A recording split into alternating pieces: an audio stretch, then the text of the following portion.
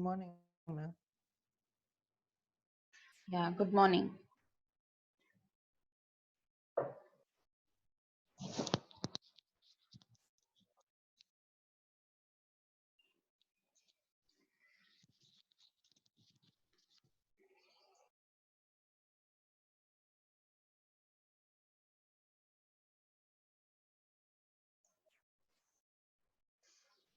So good morning. Good morning, ma'am.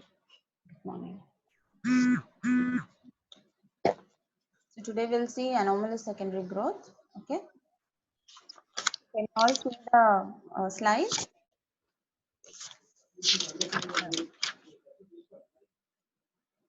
Yes, ma'am. Okay.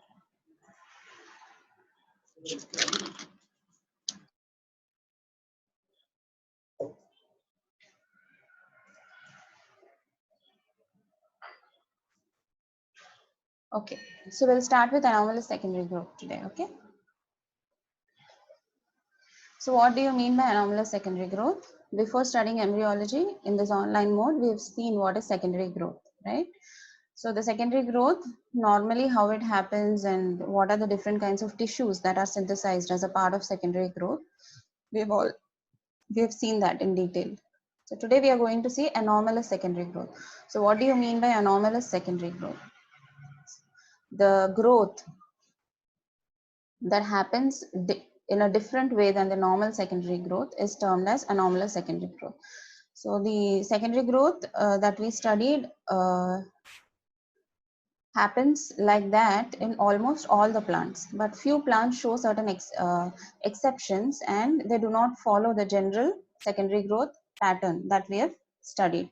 There are certain differences that they show from the normal secondary growth. So those differences will all be studied under this anomalous secondary growth. We'll study some 5 examples of plants which deviate from the normal secondary growth that we see in other plants. Okay.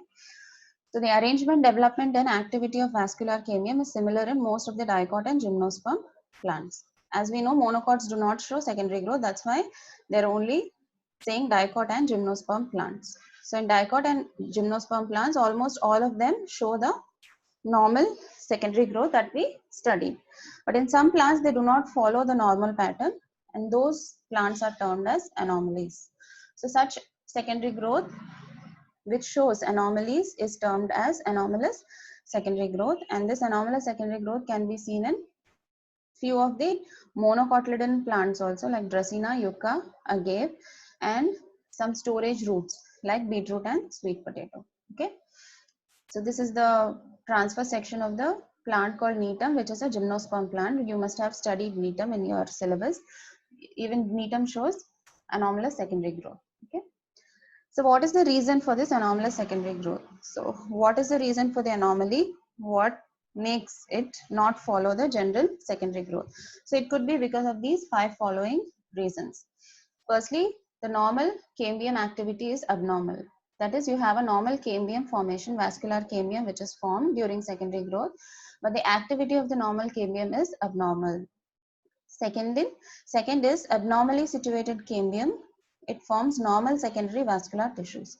So in the first case, you have a normal cambium, but the activity is abnormal.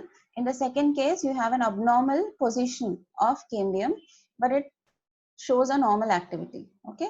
In the third case, formation of secondary tissues by accessory cambium. So apart from the normal cambium, you have another cambium which comes into action and it is known as accessory cambium, and that also contributes to the formation of secondary tissues like secondary xylem, secondary phloem. Next, formation of interxylary phloem, that is in between your xylem you have some phloem tissue also forming, or in the fifth case you have interxylary phloem, that is intraxylary phloem. So in between xylem or inside xylem. Okay, so you have some phloem tissue that is interrupting your xylem tissue. So these can be the 5 cases why our secondary normal secondary growth is not happening and anomalous behavior is being seen. That's why we see anomalous secondary growth. Okay, so in our syllabus we have 5 case studies of anomalous secondary growth. We have the stem of Acheranthus boerhaavia, bignonia and dracaena, and we have root of beta vulgaris, that is your beetroot. So we'll see each one of them in detail. So this is the Acheranthus aspera plant, and it belongs to the family of Amaranthaceae. So when we look at the primary structure of Acheranthus, it shows a very normal structure like any other dicot stem. So epidermis, if you see, it's a single layered epidermis, and it is coated with lignin and cutin on the outside for protection. Below the epidermis, you have a cortex. So because the outline of this stem is in the form of ridges and furrows, it's not a smooth circle. Okay, it has ups and lows. Ups are ridges and lows are furrows. Okay, so as you can see, it is not uniformly circular or smooth in surface.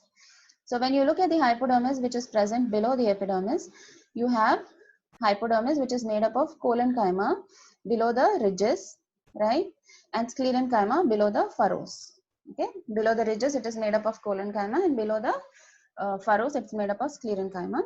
And when you look at the rest of the cortex, it is made up of parenchymatous cells. And then endodermis is made up of a single layer of parenchymatous cells. Then you have your stele. In stele, pericycle is single layered. The vascular bundles are arranged in the form of a ring, as in any dicot stem. It is called as a U-stele arrangement. So they are conjoined, collateral, open, and end arc, like in any other dicot stem. Conjoined means xylem and phloem are present one above the other, right? They are present one above the other. Collateral, open means they have.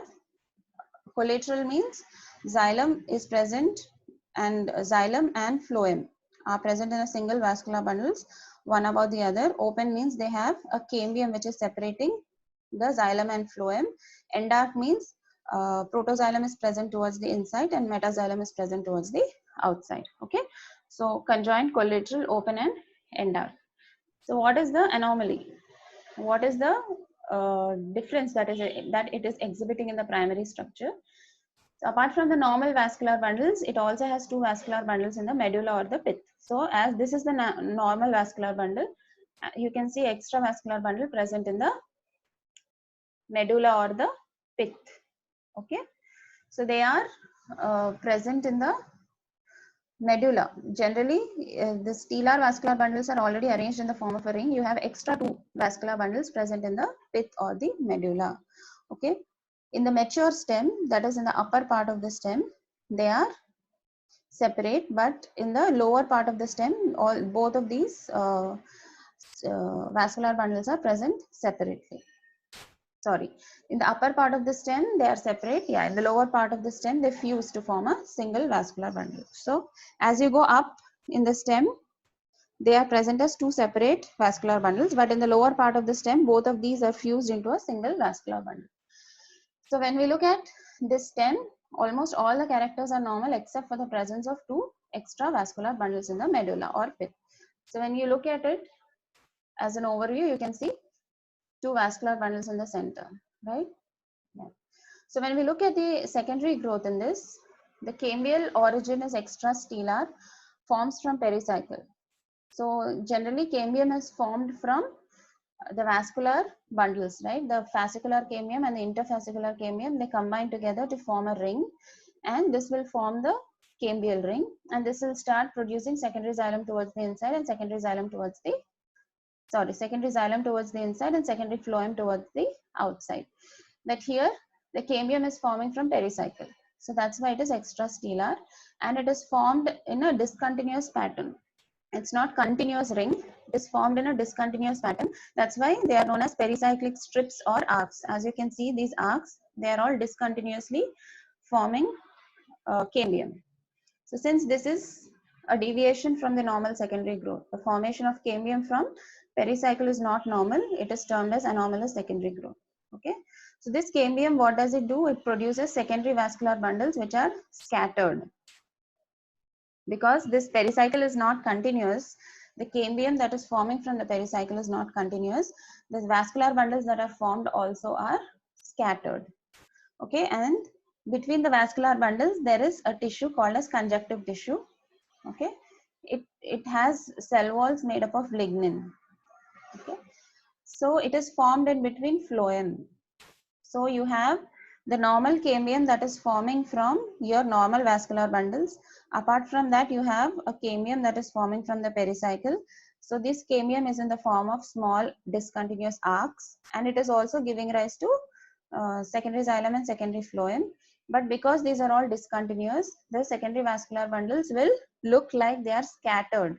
Okay, and in between the secondary phloem, you have some conjunctive tissue which is forming, which has lignified cell walls. So because the phloem is being interrupted with this conjunctive tissue, phloem will appear as small islands. Okay, so these islands are known as phloem islands. So these look like small islands floating in the sea of conjunctive tissue. Okay, so this is what happens in your Achyranthes. So first is your cambium is forming from pericycle. Second, your vascular bundles are not continuous, they are looking scattered. Third, phloem is interrupted by conjunctive tissue, so phloem appears as phloem islands. So because of all the tissue that is forming inside, the epidermis ruptures and you have periderm forming in place of epidermis. So this is normal. Okay, so this is about the anomalous secondary growth happening in Achyranthes. Okay. So the primary structure of Achyranthes, you have to remember about the medullary vascular bundles. In secondary growth, you have to remember these points: extrastellar, cambium, then secondary vascular bundles which are scattered, then phloem islands. Next, in the anomalous secondary growth of Borhavia. So Borhavia is this plant and it belongs to the family of Nyctaginaceae. So when we look at the primary structure of Borhavia, the epidermis is single layered and the cells on the outside are coated with lignin and cutin. When we look at the hypodermis, it is 3 to 4 layers and made up of collenchyma. Rest of the cortex is made up of chlorenchyma. It helps in photosynthesis. Here and there you can see some crystals and raphides made up of calcium oxalate. Endodermis is made up of a single layer of cells which are barrel shaped and starch grains are present. So endodermis can be called as starch sheath. Okay. When we look at the stele, the pericycle is 1 or 2 layered and vascular bundles are arranged in the form of 3 rings. Okay. So vascular bundles are arranged in the form of 3 rings. So what is the anomaly here? The vascular bundles of innermost and middle rings are medullary bundles. So generally vascular bundles are arranged in the form of a single ring and it is known as eustele. But here you have vascular bundles arranged in the form of 3 rings. Okay. The outermost ring is a normal ring. The inner and the middle rings are your medullary vascular bundles. So when you look at the innermost vascular bundles, there are only 2 vascular bundles. They are large and they are oval shaped and they lie opposite to each other with their xylem facing towards the center and phloem towards the outside. Whereas the middle ring consists of 6 to 14 rings and the outer ring consists of 15 to 20 rings. So when you look at the cross section, the stem looks like this. So this is the outermost layer of vascular bundles, the middle and the inner. So the innermost layer consists of 2 vascular bundles which are large in size. The middle layer consists of around 6 to 14 vascular bundles. They are smaller than the inner vascular bundles. The outer layer again consists of 15 to 20 vascular bundles. So these are the true vascular bundles. These are the middle and the inner vascular bundles are the medullary vascular bundles. So when we look at the secondary growth, the outer vascular bundles are forming a normal cambial ring. But the middle and the inner vascular bundles also undergo secondary growth, but there is no ring formation. The secondary growth is confined to the bundles only. That is, inside the vascular bundle only the cambium is forming. There is no interfascicular cambium. There's only fascicular cambium that is giving rise to secondary xylem and secondary phloem, and so it is happening only inside the vascular bundles. The entire ring is not forming. Okay. So because of the extra tissue that is forming inside the vascular bundles, they become enlarged in size, but there is no cambial ring formation. In the outer ring, you have interfascicular cambium and fascicular cambium. So they form a continuous ring. Okay. So this fascicular cambium will form secondary xylem towards the inside and secondary phloem towards the outside. I'm talking about the outermost ring. Okay. It forms secondary xylem towards inside and secondary phloem towards the outside. When you look at the cambium, interfascicular cambium, so fascicular cambium is the one that is present inside the vascular bundles, right? So it is giving rise to secondary xylem towards inside and secondary phloem towards outside, which is normal. Whereas the interfascicular cambium is forming conjunctive parenchyma towards inside and secondary parenchyma towards outside. So only where the vascular bundles are present, you have xylem and phloem, whereas in the middle of these vascular bundles, where interfascicular cambium is present, it is not forming secondary xylem and phloem. Instead, it is giving rise to conjunctive tissue and secondary parenchyma. So after few days, this cambial ring stops functioning, and then another cambial ring forms from the secondary parenchyma that is present on the outside. Okay, so these are all the anomalies from the normal secondary growth. So first of all, you have two extra rings of medullary vascular bundles. Then these two rings of vascular bundles do not have a cambial ring formation. They show secondary growth, but only confined to the vascular bundles. The outermost ring shows a normal cambial ring formation, but the activity of the cambial ring is not normal. Only within the vascular bundles, the fascicular cambium forms secondary xylem towards inside and secondary phloem towards outside. But the interfascicular cambium will form conjunctive tissue towards inside and secondary parenchyma towards outside. Okay, so again after a few days this cambial ring stops functioning, and again a second cambial ring forms from the secondary parenchyma which is present on the outside. So apart from this, periderm formation happens normally. So because of all these anomalies, this plant has also been included under anomalous secondary growth. Okay.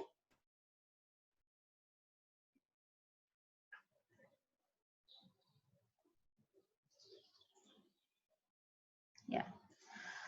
So the third plant that we'll see is Bignonia. So this is a very common plant that we often see around us. It belongs to the family of Bignoniaceae. Okay. So when we look at the epidermis, when we look at the primary structure of Bignonia, so you have a single layered epidermis, you have a thick cuticle, then you have cortex. So here also you have ridges and furrows. So collenchyma is present in below the ridges, and at maturity you have some sclerenchyma also developing. Below this you have parenchymatous cortex. Okay. Then when you look at the stele, pericycle is present. It is 1 or 2 layered and it is made up of sclerenchyma. Vascular bundles are all arranged in the form of a ring. They are all conjoined, collateral, open and endarc. Okay. So there is no anomaly in the primary growth of Bignonia. When we look at the secondary growth, there is some anomaly. What is the anomaly?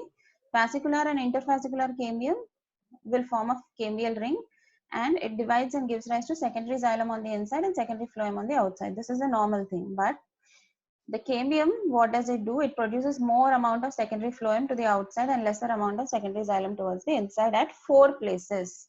So generally when we studied secondary growth, I told that the cambium produces more of secondary xylem and less of secondary phloem. But in this, what is happening? The cambial ring is forming normally, but in 4 places. As you can see, those 4 places as in the figure, these are the 4 places. In these 4 places, the cambium, what does it do? It produces more amount of secondary phloem and less amount of secondary xylem towards inside, because of which you have 4 U-shaped furrows that are forming in the vascular, in this in the stellar region during secondary growth. Okay.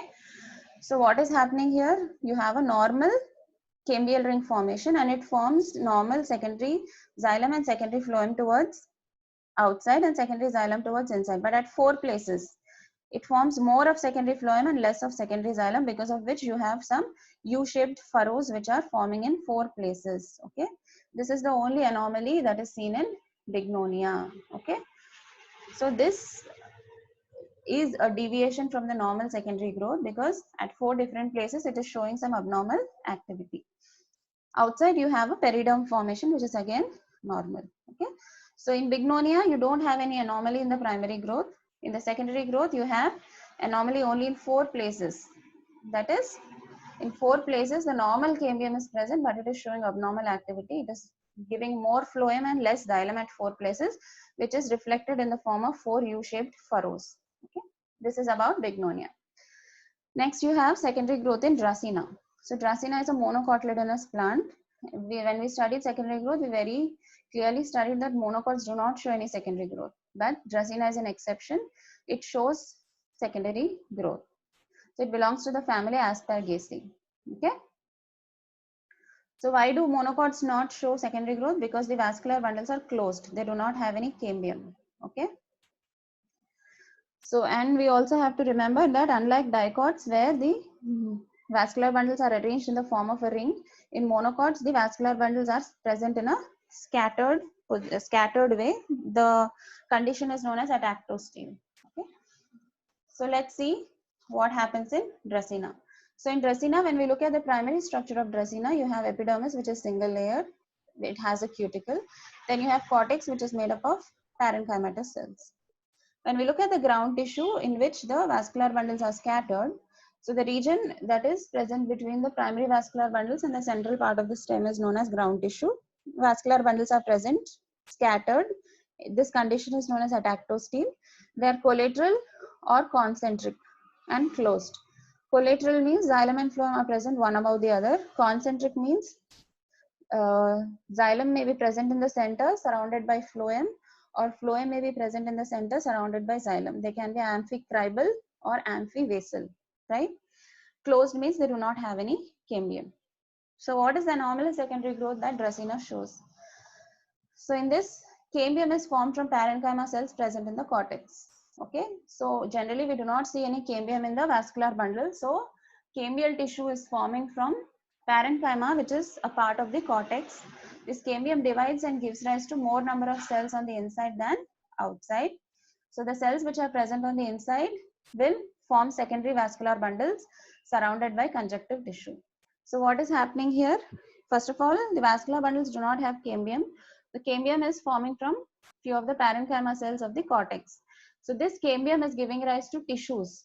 More number of tissue, more amount of tissue on the inside and less amount of tissue on the outside. So the tissues that are being given out on the inside of the cambium will form secondary vascular bundles, and these secondary vascular bundles are all surrounded by conjunctive tissue. The secondary vascular bundles which are formed are also smaller in size compared to the first or the primary vascular bundles. So these secondary vascular bundles are collateral and amphivasal. Collateral means xylem is present one above the other. Amphivasal means, as I said, they can be concentric, that is phloem present in the middle surrounded by xylem. Okay. So these vascular bundles are surrounded by sclerenchymatous sheet. The tissues cut off by the cambial cells on the outer side are scanty in amount and are parenchymatous in nature. And the periderm formation happens. Okay, so what is happening? We'll see in this figure. Okay, so these are the primary vascular bundles. Okay, so then few of the cells from the cortex will transform into cambium, and this cambium will give rise to tissues, more amount of tissue on the inside, less amount of tissue on the outside. So this tissue which is forming from cambium on the inside will give rise to secondary vascular bundles. These are all the secondary vascular bundles. They are smaller in size than the primary vascular bundles. They are all surrounded by sclerenchymatous bundle sheets, and they have conjunctive tissue present in between them. The cells which are present on the outside of the cambium are very less, and they are again parenchymatous in nature. So because of the formation of secondary vascular bundles, conjunctive tissue, cambium, there is pressure that is exerted on the epidermis, and epidermis is replaced by your peridermis. Okay? So this happens in Dracaena. So these are all the primary vascular bundles called as primary tissue. This is formed as a result of the anomalous secondary growth. This is termed as secondary tissue. The last one is in beetroot, that is Beta vulgaris. This happens in the root. Okay, so this beetroot belongs to the family of Amaranthaceae. These rings that you see when you cut a beetroot is all anomalous secondary growth. So what happens in beetroot? So in beetroot, that is the tuber, the root that we see, you have a cambial ring that is forming from the pericycle cells. Okay, so you have a cambium that is forming from pericycle cells, and that shows anomalous activity. So what does this do? Instead of producing secondary xylem on the inside and secondary phloem on the outside, what does it? It produces secondary xylem and parenchyma on inside, and secondary phloem opposite to the secondary xylem, and parenchyma opposite to the secondary parenchyma. Okay.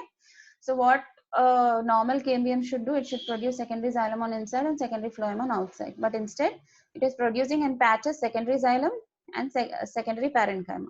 On the outside, opposite to secondary xylem, it is producing secondary phloem. Opposite to secondary parenchyma, it is again forming secondary parenchyma.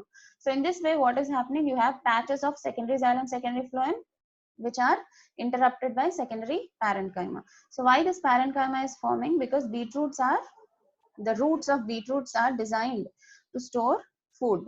So this parenchymatous tissue will help in storage of food. Okay, so it is forming parenchymatous tissue in between secondary xylem and secondary phloem, so that the sugars that are being sent to the root for storage can have some tissue to be stored. Okay. So in this way, you have cambium that is forming from pericycle cells, which is giving rise to secondary xylem and parenchyma on the inside, secondary phloem and parenchyma on the outside. After some time, this cambial ring stops activity, and again another cambial ring forms from the pericycle cell, which will again do the same thing. Secondary xylem parenchyma, secondary phloem parenchyma. After a few days, that will also become inactive, and again a third ring forms. Like that, you have lot of rings which are forming secondary tissues and storage tissues. This storage tissue helps in the storage of sugars and anthocyanin pigments. Okay, and because of all this tissue that is forming, you have periderm formation on the outside. So you can see each of this represents a cambial ring. It has secondary xylem, secondary phloem, and this pink thing that you see is your storage parenchyma, which is storing anthocyanin and sugars. So it is a mechanism, it is a strategy with which it can store more and more food in the roots. Okay, so this is about your anomalous secondary growth in beetroot. So I hope you all understood what are all the anomalies in each of the plants that we studied today. In Acheranthus, in the primary structure, you have two medullary vascular bundles. And when you look at the secondary growth, cambial origin is extrastellar in the form of pericyclic arcs. And then you have secondary vascular bundles which are scattered. And then you have phloem islands. In Borhavia also, you have 3 rings of vascular bundles. That is, 2 are medullary vascular bundles, 1 is the real vascular bundle. In medullary vascular bundles, secondary growth is only confined to the vascular bundles. In the normal vascular bundles, that is the outermost layer, it is forming secondary xylem and secondary phloem only where the fascicular cambium is present. In interfascicular cambium is forming conjunctive tissue and secondary parenchyma. Okay. In Bignonia, you don't have any anomaly in the primary structure. In the secondary structure, also cambium behaves normally except in 4 places where it forms more of secondary phloem and less of secondary xylem, because of which you see U-shaped furrows in 4 places. In Dracena, first of all, it's a monocot, and it will not show, monocots do not show secondary growth, but in Dracena, you have cambium forming from the parenchyma of the cortex tissue, which is giving rise to more tissue on inside and less tissue on the outside. So the tissue on the inside will form secondary vascular bundles, which are all smaller in size than the primary vascular bundles, okay, which are surrounded by sclerenchymatous bundle sheath and conjunctive tissue. So here also you have periderm formation. In Beta vulgaris, you have pericycle cells which are forming cambial tissue. They are giving rise to secondary xylem and parenchyma on the inside, secondary phloem and parenchyma on the outside. So like that, you have many rings forming from the parenchymatous cells which help in the storage of anthocyanin pigments and sugars. Okay, so this is about the anomalous secondary growth. Okay, I hope you all understood. So did you all understand? Do you have any doubts? No, ma'am. Yes. Okay. So I think we've completed most of the syllabus with this. Yes. We have this stem, root and leaf anatomies and types of stomata and all, which we did not cover in the online mode, but in offline mode we have covered that also. Yes. Okay, so if you have anything else that you want me to cover, we can cover. I don't know if we are going to have classes from tomorrow, okay, because according to the schedule that was given, till 30th there were classes. Still, we can meet online if you all are interested, and if you want me to teach any topic also, you can tell me. Okay, I can come online and we can discuss. Okay. You can let me know. Mm. So do you want to say something? Anything? No, ma'am. Okay. So tomorrow, if there is a class, I'll again send a link. You can join me at 10:30. Okay. Okay, ma'am. Thank you, ma'am. Okay.